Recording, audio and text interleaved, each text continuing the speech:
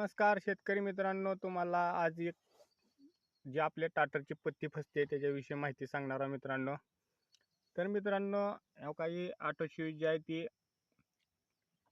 Main timer on म्हणते. म्हणजे timer on म्हणजे झालाच, टाइम संपला त्याचा, टाटर उचलायला पाहिजे.